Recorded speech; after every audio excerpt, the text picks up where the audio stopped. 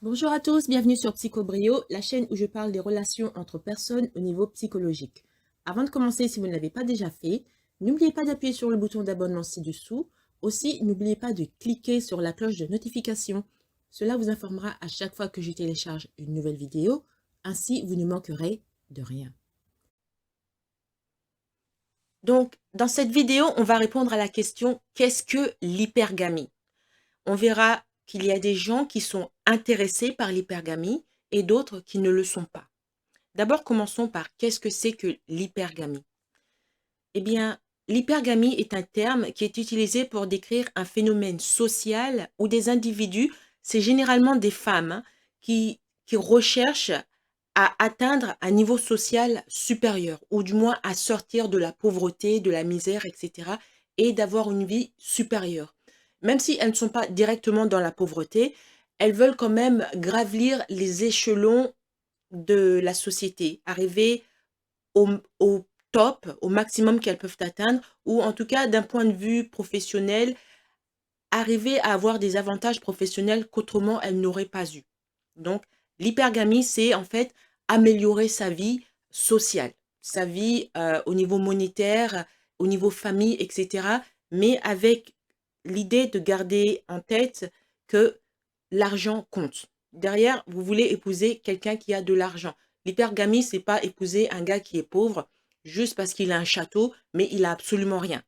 Et le château est en train de tomber en ruine et cet homme a plein de dettes, etc. Et vous dites que vous êtes hypergame. Non. Il y a quelques années, j'avais vu une émission. C'était un aristocrate anglais.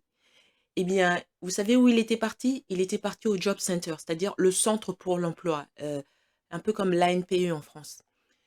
Pourquoi? Ben parce qu'il était fauché. Donc, il avait vraiment rien, il avait plein de dettes et le château où il habitait, c'était en ruine. Et est-ce que quelqu'un qui épouse un gars comme ça, c'est quelqu'un qui pratique l'hypergamie juste parce que le mec, c'est un aristocrate et qu'il habite dans un château? Non. C'est en fait quelqu'un qui fait de l'hypogamie. Mais on verra dans une autre vidéo ce qu'est l'hypogamie. Donc, comment l'hypergamie peut influencer la vie d'une personne. Donc ça, on va voir deux caractéristiques dans cette vidéo. On va voir d'abord que tout le monde n'est pas intéressé par l'hypergamie et aussi on va voir quel genre de personnes sont intéressées par l'hypergamie. Donc commençons par le fait que tout le monde n'est pas intéressé par l'hypergamie. Et quand je parle d'hypergamie, c'est un phénomène qui touche aussi bien les hommes que les femmes, en majorité les femmes. Un plus grand nombre de femmes sont intéressées par l'hypergamie. Mais ici, on va parler, dans l'exemple que je vais mentionner, le cas d'un homme qui, lui, n'était pas intéressé par l'hypergamie. On lui a offert sur un plateau d'argent et il a dit non.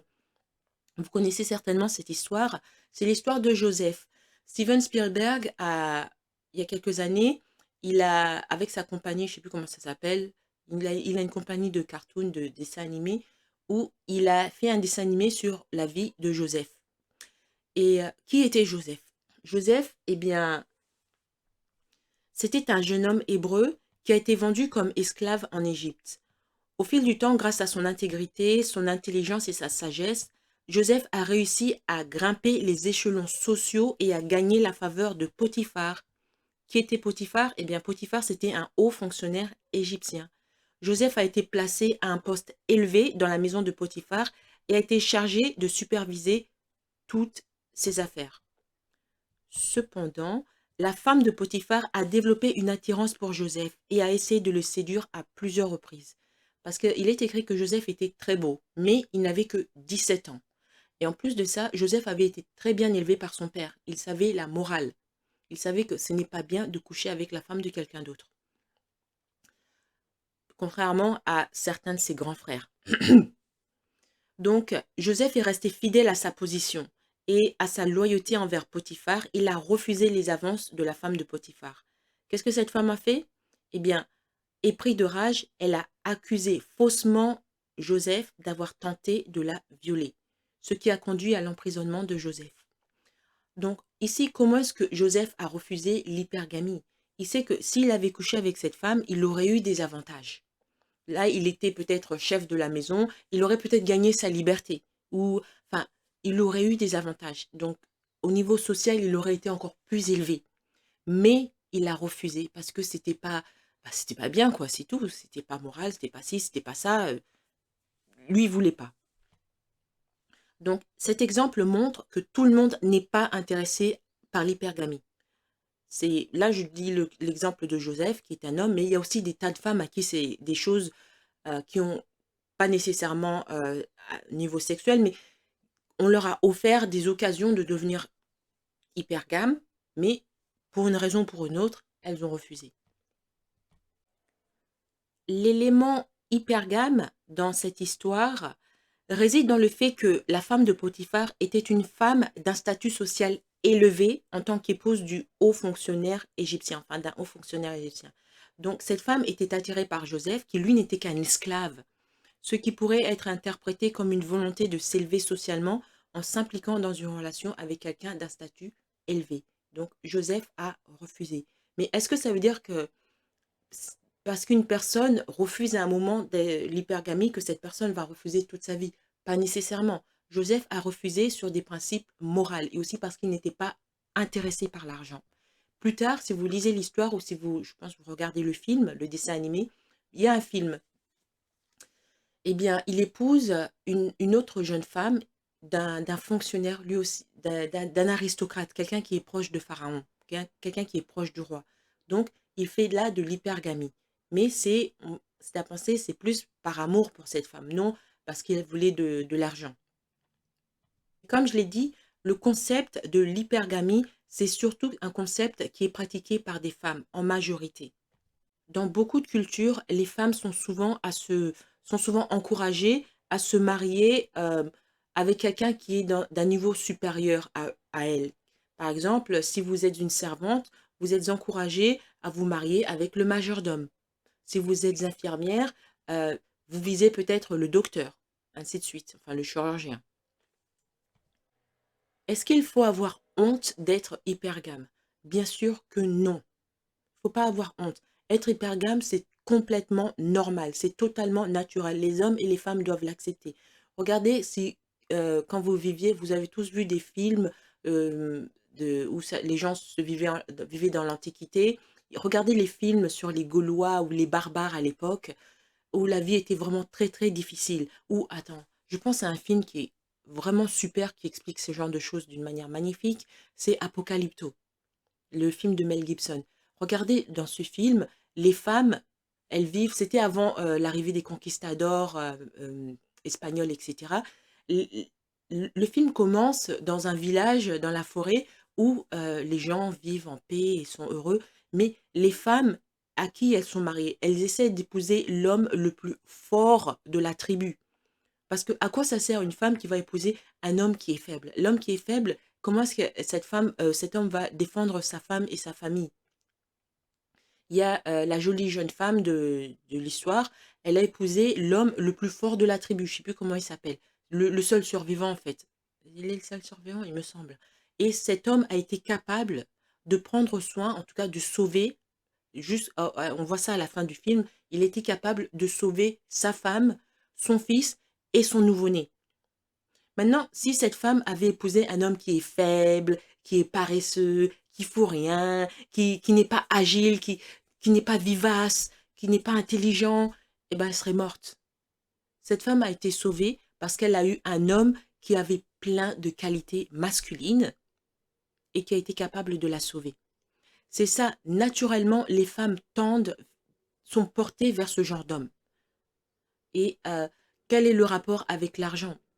Souvent, aujourd'hui, on ne vit plus, la majorité d'entre nous, on ne vit plus dans la forêt en train d'être attaqué par des tribus ennemies, etc. Le monde de vie dans lequel on vit, c'est plutôt un monde moderne où survivre, ce n'est pas survivre avec des lances et des pierres, non, c'est survivre avec un boulot, un compte en banque, etc. Donc, même si certains comment on appelle ça? Certains aspects ont changé, l'idée reste toujours la même. L'idée reste, la femme a besoin de quelqu'un qui va l'aider à survivre.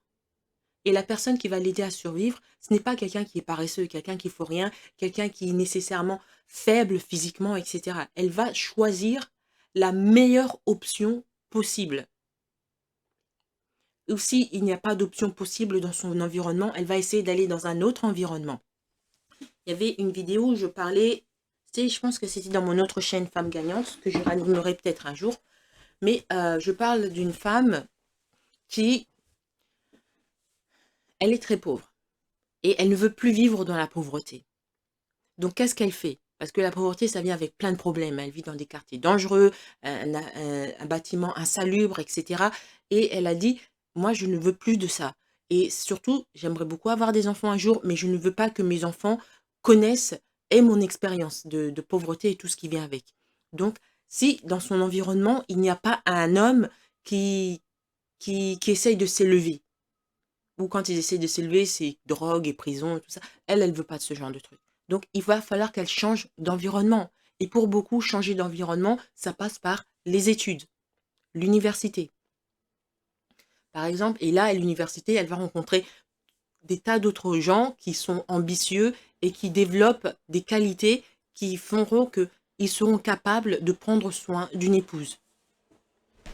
Ça ne veut pas dire que tous sont comme ça, mais en principe, beaucoup vont vers cette direction. Donc, dans une relation hypergame, la femme épouse généralement quelqu'un qui est plus riche, plus instruit ou qui occupe une position sociale plus élevée qu'elle. Cela peut être motivé par différents facteurs, notamment la sécurité financière, le statut social, l'accès aux ressources et le désir de mobilité ascendante. Est-ce que vous connaissez un exemple relativement récent d'une personne très célèbre qui a fait preuve d'hypergamie? Moi, je dirais par exemple l'actrice Catherine Zeta-Jones. C'est pas quelqu'un qui vient de la pauvreté, etc. Non, non, non. Elle vient d'une famille middle class, normale, aimante, etc. Mais elle était ambitieuse au niveau de son boulot. C'était une actrice et elle voulait arriver au top de son art. Le top de son art, dans sa conception, c'était Hollywood. Mais c'est pas facile d'arriver à Hollywood. C'est vraiment, vraiment pas facile. Et qu'est-ce qu'elle a fait? Hypergamie. Elle a épousé un top acteur de Hollywood et ça lui a ouvert toutes les portes. Je suis sûre que beaucoup d'entre vous ont vu le film Le Masque de Zorro avec Antonio Banderas. Donc, elle n'est pas dans ce film par hasard. C'est extrêmement difficile d'avoir un premier rôle dans un film à Hollywood. Il faut des contacts, il faut du talent, il faut ci, il faut ça, il faut ça. C'est vraiment pas par hasard. Mais parce qu'elle était mariée avec un gars qui est au top, donc c'était plus facile de tirer les ficelles et de faire qu'elle est tel film, et tel film, et tel film. Et donc, pendant les années la fin des années 90 jusqu'aux années dans les 2000-2010, elle a fait beaucoup, beaucoup, beaucoup de films. Et elle a même gagné un Oscar. Je pense que le film le plus récent où elle est, c'est Wednesday, mercredi, où elle joue le rôle de la mère de mercredi. Donc, dans son cas, l'hypergamie, ça a marché. Elle a épousé un homme plus âgé qu'elle, Michael Douglas, qui lui a ouvert toutes les portes qu'elle souhaitait. Et bon, bah, elle est encore mariée avec lui, elle a des enfants, donc ça veut dire que pour elle, ça a marché, hein, elle est heureuse avec lui, donc ça marche.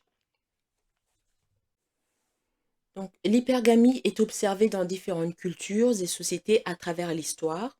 Donc, je vous ai parlé du cas de Apocalypto, où c'est une culture qui est vraiment différente de ce que nous on connaît, hein. C'est la culture précolombienne en en Amérique, Amérique latine, c'était Mexico, mais Amérique centrale. Et même là, les gens étaient hypergames. Les femmes recherchent un homme qui peut les protéger. Les femmes recherchent un homme qui peut fournir à manger, où elles se sentent en sécurité. Et ça, ce principe n'a pas changé. Même aujourd'hui, au 21e siècle, j'allais dire 23e siècle. On est en 2023, mais bon. Même aujourd'hui, au 21e siècle, la base reste la même. Les femmes recherchent un homme avec qui elles vont se sentir en sécurité. Vous allez me dire, oui, mais moi, je connais ma voisine, elle travaille et son mari il reste à la maison. Écoutez, il y a toujours des cas exceptionnels partout. Mais ici, je parle en gros. Dans le monde, en gros, c'est comme ça que ça se passe. Les femmes recherchent un homme avec qui elles peuvent se sentir en sécurité. Et généralement, pour beaucoup, ce sera un homme qui est d'un niveau social supérieur. Ce sera de l'hypergamie. On a tous grandi en écoutant des contes de fées, dans le genre Cendrillon, par exemple, Qu'est-ce que c'est que l'hypergamie? Comment est-ce que l'hypergamie est démontrée dans les contes de fées? Eh bien, l'hypergamie est le fait de chercher, comme j'ai dit, à former une relation avec une personne d'un statut social élevé.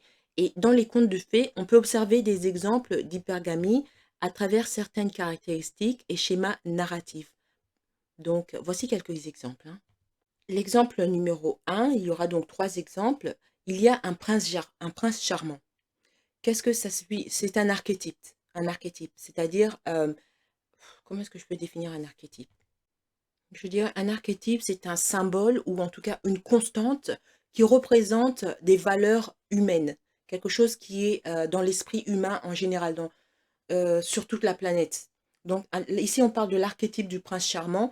C'est quelqu'un qui vient sauver la femme qui était en détresse. Donc, dans de nombreux contes de fées, le personnage principal féminin épouse souvent un prince ou un homme qui est de noble lignée. Ce prince est souvent décrit comme étant beau, riche, puissant, et il représente un statut social élevé. Donc, cela peut être considéré comme une représentation de l'hypergamie où la protagoniste féminine choisit un partenaire qui se situe au-dessus d'elle sur l'échelle sociale. Donc, vous voyez ça dans Cendrillon. Cendrillon, elle est réduite, je ne vais pas dire en esclavage, mais c'est une souillon maintenant. Elle est réduite à la servitude par sa belle-mère. Et qui est-ce qui vient la sauver de cette vie? C'est le prince. Donc, quel est l'archétype? À quoi est-ce que ça nous concerne dans l'hypergamie? Si vous êtes une jeune femme qui grandissait dans un état miséreux, dans un état de pauvreté, vous avez deux solutions. Soit vous faites vos études et vous avez un bon boulot, ou vous créez votre propre business, etc. Ou soit vous épousez quelqu'un qui est d'un niveau supérieur à vous. Ça, le choix va dépendre beaucoup du pays où vous vivez, de votre culture, parce que c'est pas possible de tout faire partout. Si vous vivez, par exemple, au Moyen-Orient, en Afrique, en Amérique latine ou en Suède, comment dire, vos choix seront très, très différents d'une place à une autre. Le point numéro 2, en ce qui concerne comment est-ce que les contes de fées avec lesquels on a grandi démontrent ce qu'est l'hypergamie, eh bien, il y a l'ascension sociale. Une fois que la jeune souillon ou je sais pas quoi, la jeune dame a, la souillon, je suis désolée, c'est pas, enfin, la pauvresse, c'est souvent ça dans les contes de fées, la pauvre jeune fille a épousé le prince charmant, il y a une ascension sociale. Certains contes de fées mettent en scène des héroïnes qui, par leur mariage, peuvent accéder à une position sociale plus élevée. Par exemple, comme je l'ai dit, dans Cendrillon, elle épouse un prince et elle devient une princesse. Dans Blanche-Neige, elle aussi, elle épouse un prince et elle devient plus tard une reine. Bien que Blanche-Neige, au début, c'était une princesse, hein, mais à cause de sa belle-mère l'a réduit à l'état de servante. Quand vous regardez le film de Disney, Blanche-Neige est en train de faire le ménage quand le prince la voit pour la première fois. Il l'entreaperçoit un peu près d'un puits en train de nettoyer et de chanter. Donc, ces histoires soulignent l'idée que le mariage avec un partenaire de statut supérieur peut conduire à une amélioration de la condition sociale de l'héroïne. Et dans certains cas, je peux même rajouter un troisième point, il y a une transformation physique. Dans certains contes de fées, l'héroïne subit une transformation physique spectaculaire qui lui permet de gagner en beauté et d'attirer ainsi l'attention d'un partenaire de haut rang. Par exemple, dans c'était quoi? C'était La Belle au bois dormant. Eh bien, elle est réveillée par un prince après avoir été endormie pendant des années. Cette transformation physique peut être interprétée comme un moyen pour l'héroïne d'atteindre un niveau d'attraction physique qui correspond à celui de son partenaire qui est supérieur au niveau physique parfois et surtout au niveau monétaire à elle. Donc, qu'est-ce qu'on apprend de tout ça? Tout ça, c'est des archétypes, donc ce sont des symboles qui nous aident à nous repérer dans l'existence un peu. Donc, typiquement, une femme qui est dans un niveau de détresse sociale, ça existe. Bon, je ne parle pas de celles qui décident de faire leurs études et de créer leur propre boulot et tout ça. Ce n'est pas une option valable pour tout le monde. il y a des gens qui écoutent mes vidéos, qui viennent du monde entier, qui écoutent du Moyen-Orient, d'Afrique, d'Amérique latine, etc. Il y a pour beaucoup de femmes, voire dans certains cas même des hommes, ce n'est pas une option qui est valable. Donc, ce sont des gens, leur seule option, c'est l'hypergamie. Moi, je n'encourage pas l'hypergamie, se marier à tout prix avec n'importe qui, parce que vous allez tomber sur des psychopathes qui vont vous faire souffrir. Donc, regardez mes vidéos et ça va vous aider. J'ai beaucoup de vidéos qui montrent comment identifier les psychos, comment les éviter. Ça va aider pour les éviter. Pour conclure, je dirais qu'il est important de noter que l'hypergamie est une généralisation et ne s'applique pas à tous les individus ou à toute relation. Les préférences et les motivations des gens pour choisir un partenaire peuvent être influencées par un large éventail de facteurs. Et ça comprend les valeurs personnelles, les circonstances individuelles et les normes culturelles. Vous vous rappelez le cas de Joseph, quand la femme de Potiphar a essayé de le séduire, même si c'était une porte ouverte à une vie encore meilleure, il a dit non. Parce que pour lui, c'était impensable de faire un tel geste. Voilà. Dans la prochaine série de cette vidéo, on va parler de ce que sont les avantages de l'hypergamie. Enfin, dans la prochaine vidéo, on parlera des avantages de l'hypergamie et dans la vidéo d'après, on parlera des désavantages de l'hypergamie. On verra comme ça le bien et le mal du même concept. Merci d'avoir écouté cette vidéo. Avant de partir, n'hésitez pas à vous abonner et aussi, si possible, partagez cette vidéo. Il y a sûrement quelqu'un que vous connaissez qui aimerait en savoir plus sur ce qu'est l'hypergamie. Merci et à bientôt!